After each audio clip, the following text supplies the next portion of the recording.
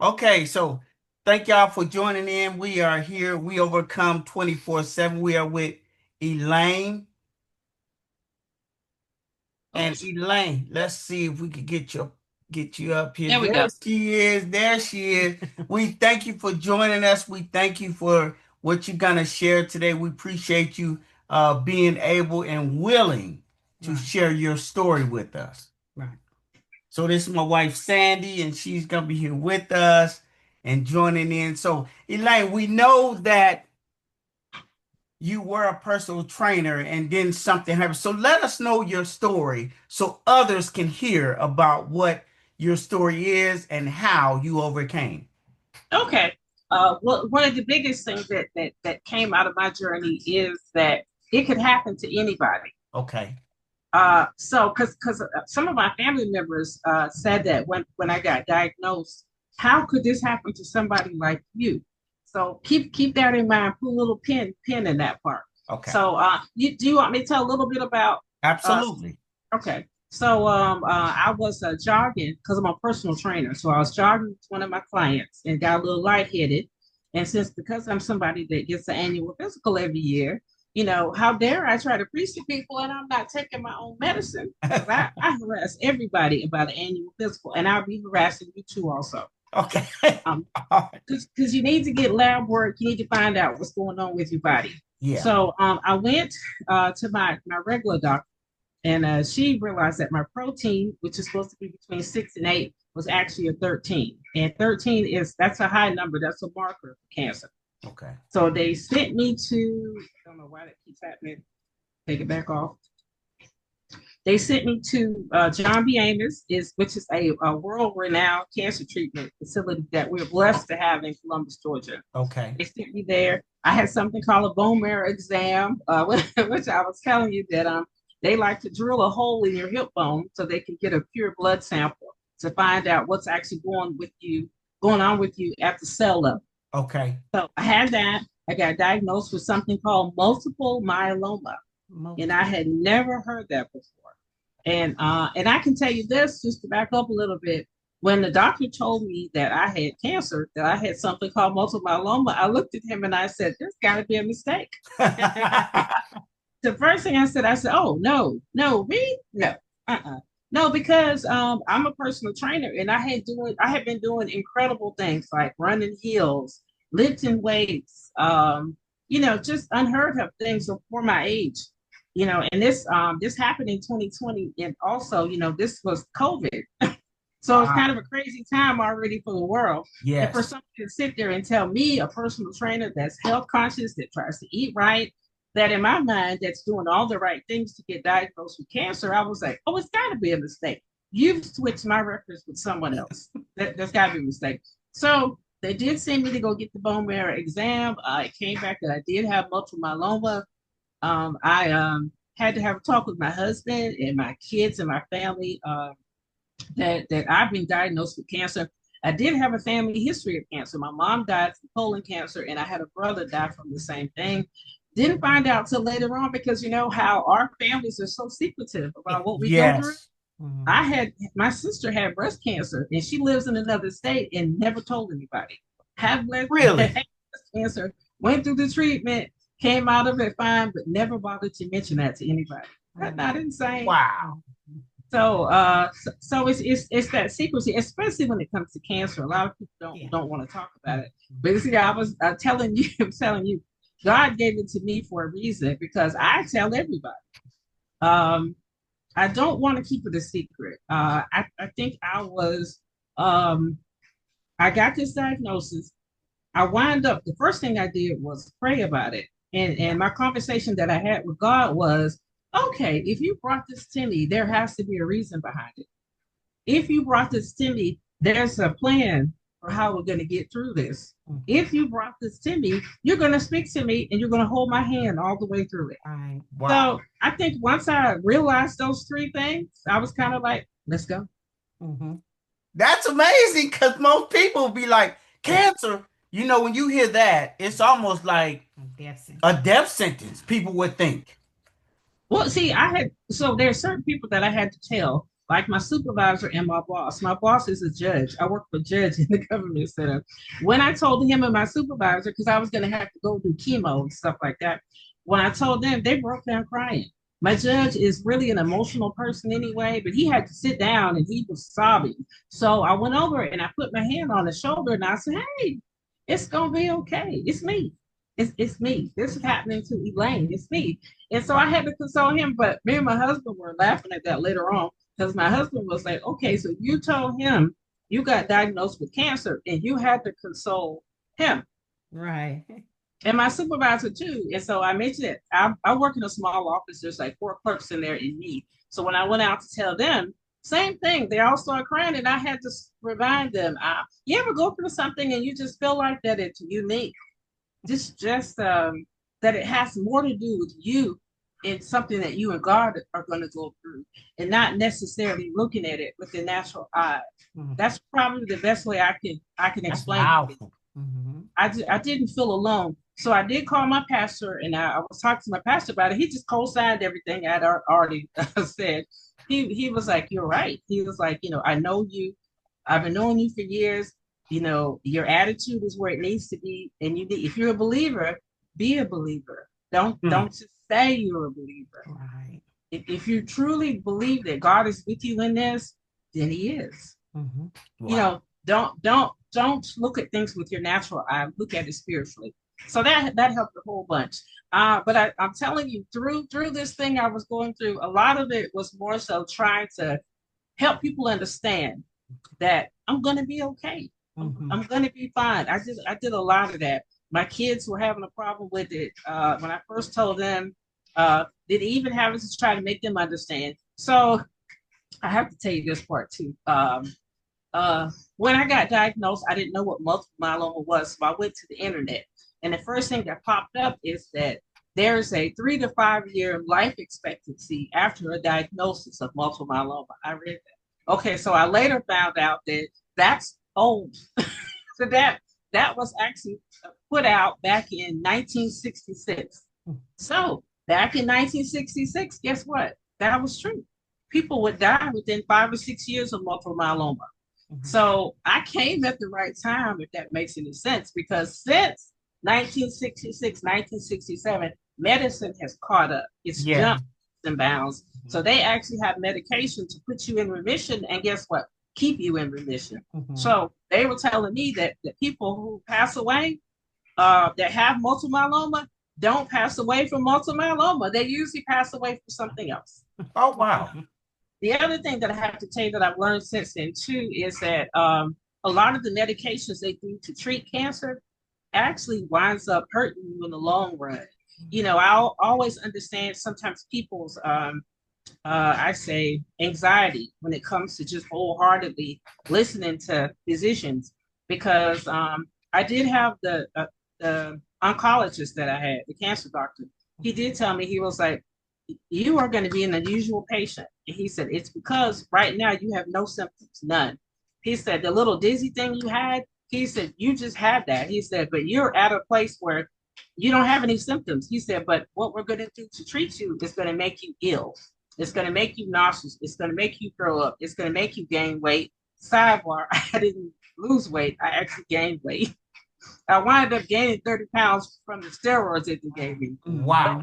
That they gave me was supposed to make me thin, isn't that? But remember what they said about me being unusual? Yeah. Because I have two oncologists. I have one at Emory in Atlanta, and I have one at John B. Amos here in Columbus. The one in Atlanta, she was telling me, she was like, she has about 200 patients, right? And she said, it's me and about 3 other ones that gained weight. Everybody else is drinking Ensure, trying to increase their caloric intake. Everybody else is trying to gain weight except for me and these three. Wow. So I wanted to, and it was interesting too. God was trying to show me something. I'm a personal trainer. You guys probably know I used to be a gymnast back in the day. So I've kind of always been body conscious, always weight conscious, always. So I wanted to lose the weight. So the medication they had me on, they did not want me to fight to lose weight because they were scared it would throw me into being like everybody else. Then I would be this person who can't keep weight on. But I didn't listen to that. Still kept trying to lose weight, but I couldn't lose any. At one point, I was gaining like maybe 3 to 5 pounds every couple of months, and I was freaking out. So the doctors would meet with me, and they say, "Well, do you have any concerns, or anything that you need to tell us?" And my only complaint would be, "I can't stop gaining weight." And then you know how cancer doctors are. Well, as long as your cancer is going into remission, Yeah. we don't want to hear nothing about you gaining weight. Right. That's pretty much. And I was getting irritated because basically I'm paying my copay and I'm talking to you about an issue I have. So me being who I am, I just started doing research and I figured out I got with a nutritionist because I did find out that and all the cancer treatment facilities, they have a free nutritionist that they offer everybody. But people don't really think about that. Right. They're more concerned with surviving. Yes. We don't think about it. Right. So I got with the nutritionist. Her name is Abby, and I still meet with her to this day about being healthy and staying healthy. I wanted to mention this too. I did actually go through chemo, being on about 3 or 4 different cancer medications that did make me sick. That oncologist did not lie. When I went through chemo, my husband would tell you one night I got up to go to the bathroom and I passed out and almost knocked all my teeth out. Wow. And so it was like the medication was doing harm. It was hurting me to try to push the okay, there we go. To try to push the multiple myeloma into remission. But I just prayed about it. I did what I was supposed to do. I did have a couple of nurses tell me that they wish all their patients were like me because I was very cooperative. But I also had the other side where I was like, okay, so how do we offset? Okay, so you guys are doing stuff to my body that is unnatural. What do I do to make sure that I'm offsetting that so that when I come out on the other end, which I will, God had already told me I will. There you go. Make sure I'm okay. And it's interesting how they don't have a game plan for that. You have to create that for yourself. Wow. That's what I did. Me and Abby, we came up with a meal plan that was going to help me get through the chemo and the cancer treatment and everything. I went and had to have a stem cell transplant, and I was in the hospital for 2.5 weeks, and it took me 3 months to come back from it. Wow. They actually have a way of cleaning your blood. So multiple myeloma has to do with your bone. Some people back in the day used to call it bone cancer. It has to do with your bone marrow, and it has to do with your blood. So bone and blood, to me, I try to explain it that way. So, they have something called a stem cell transplant, where what they can do is go in, they can take a bunch of blood from you, a whole bunch of blood. I had like 3 big old bags of blood. And what they do is they take the blood and they clean it, and they take all the bad cells and all the cells that have cancer in them, and they get rid of it. So all that's left is you have these bags of blood that are clean with no cancer. Okay, so then they give you this chemo called Big Red. And what Big Red does is, oh my goodness, it takes your white blood cell counts and your red blood cell count and drops it all the way down to almost nothing. So I did read somewhere that sometimes people have trouble trying to come back from it. So it's one of those things where you ever heard this expression? With cancer treatment, they about half kill you. And what they're doing is praying that you'll come back. You guys ever heard that? No. Because some of the treatments are very severe. And there are other types of cancer treatment too that have to do with radiation. I didn't have to have radiation. Okay. I've talked to people over at John B. Amos that I've gotten to be friends with, and some of the treatment is kind of barbaric. Even when they're talking to you about what they're going to do to you, you're sitting there going, "You're going to do what?" Apparently, depending on what kind of cancer you have, some of it's radiation, but it's spot. So let's say you have ovarian cancer. Okay, so they are treating you with radiation, topically. If that makes any sense to you. Yeah. So people go through a whole lot. Pretty much with me, it was just the chemo that I had to do. And thank God, but I got that last one. I was so happy. So out of all they did to me, I say in about maybe 8 months. Then after they gave me the okay, then I started exercising. I started walking. I started trying to find medicines that would build my body back to where it needed to be. It probably took me, I say, okay, 8 months of treatment. It probably took me about a year to actually get back to feeling like I was me again. Okay. So, and then I was going to tell you, when I was in the hospital at Emory in Atlanta, I had to be there for 2 weeks, and I couldn't have anybody with me because of COVID. So my husband couldn't come with me. Yeah. So it Yeah. was just me and the nurses. So I thought me and God had a really, really close relationship, but being in the hospital for 2 weeks all by myself, me and him became very, very close. All right. All right. So see what I mean about the hidden things Yes.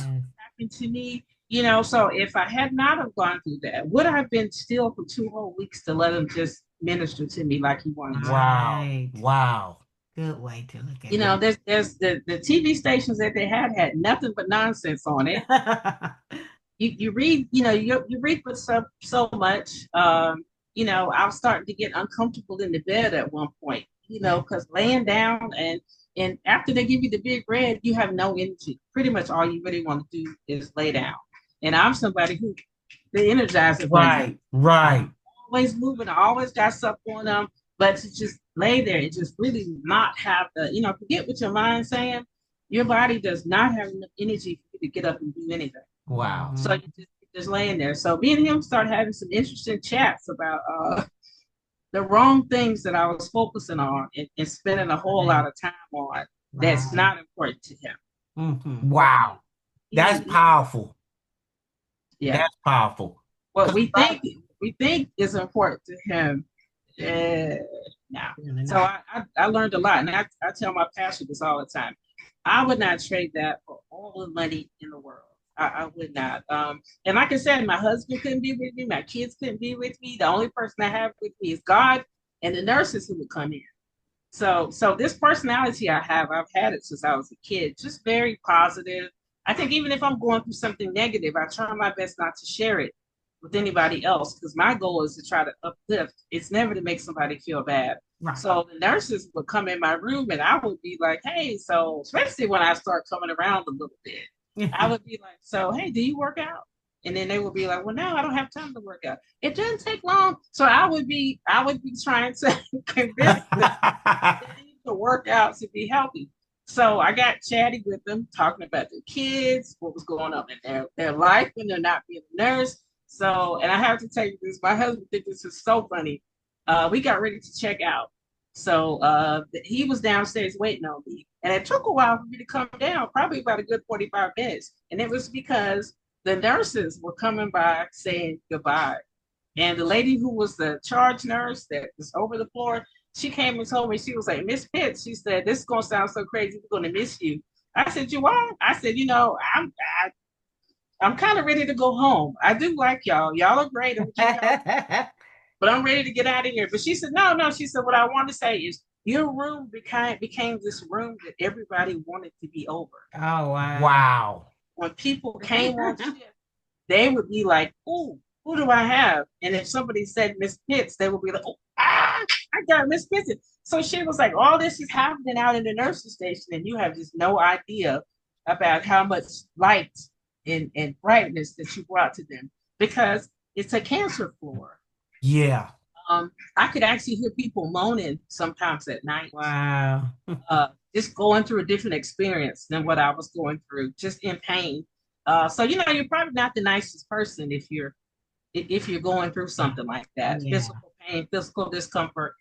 So so she was explaining to me to have a patient that it's like, so did your kids did they get those backpacks they needed for the camp that they're going to? You know, to have a patient be like that was very unusual. Yeah. So Yeah.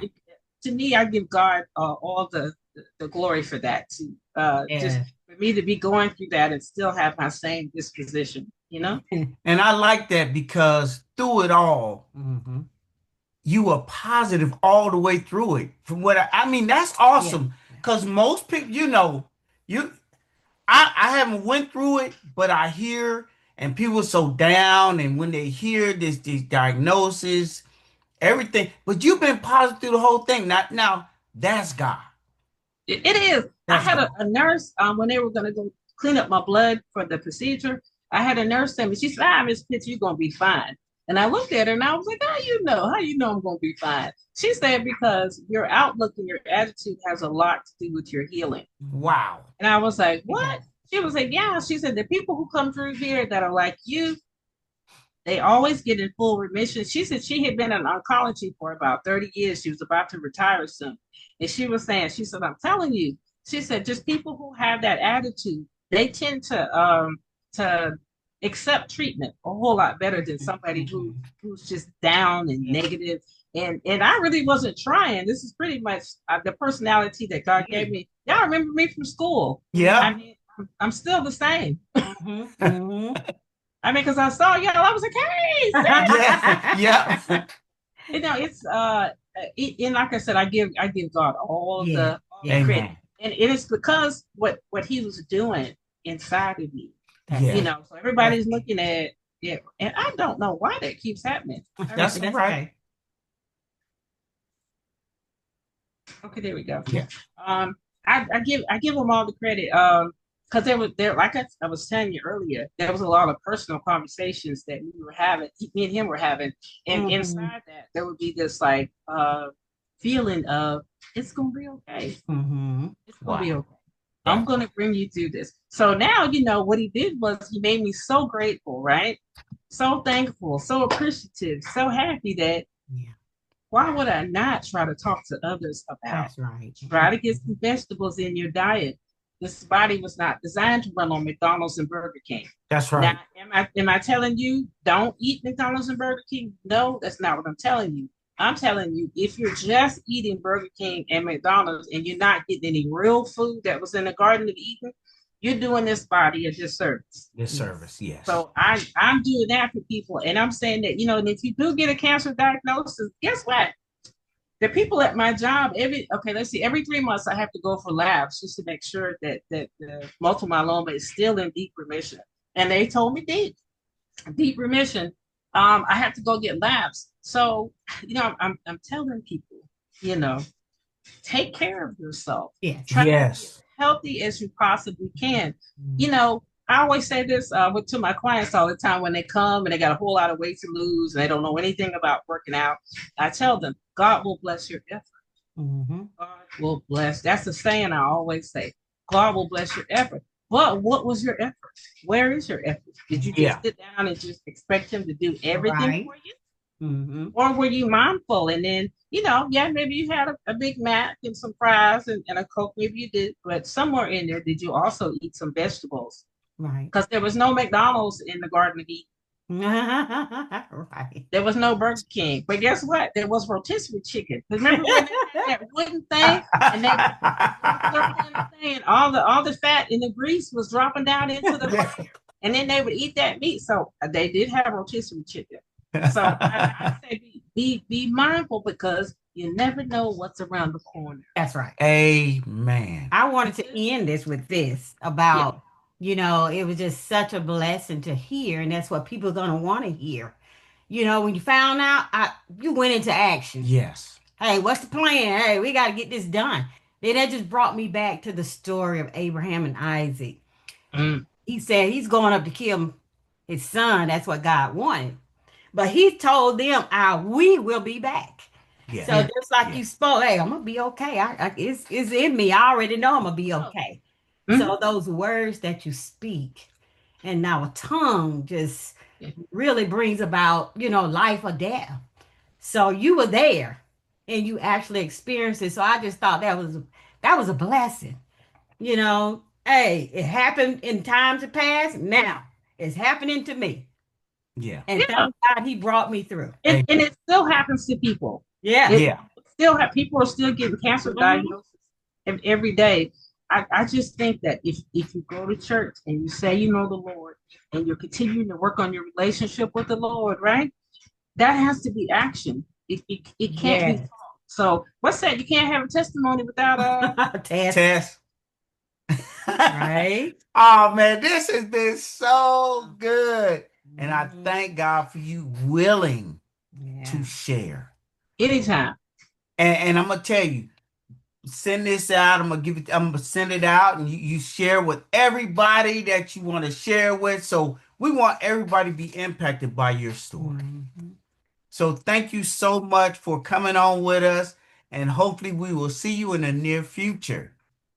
Well, listen, I'm going to join your podcast so I can keep listening to other testimonies out there because God is doing things. God is Amen. on the move. I just think if you don't see him, people are not looking for him. Because if you look That's for him, right. That's right. You're gonna find him. him. Yeah. I hear about blessings and testimonies all the time. I can't get enough of them.